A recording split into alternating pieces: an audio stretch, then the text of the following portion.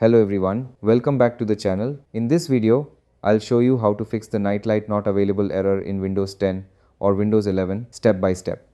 So let's get started. Click the Start menu, then type nightlight. After appearing the nightlight, click on it. Click on Turn on now. When the feature turns on, move the slider right below to adjust the strength of the light.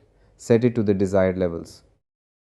If you want to use the feature at a particular time, then you can use the schedule option of the nightlight, toggle on the option, and set the hours as desired.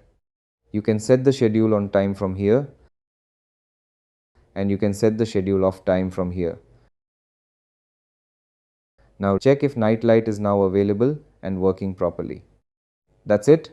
If this video helped you, please like, share, and subscribe to the channel for more Windows tips and tutorials.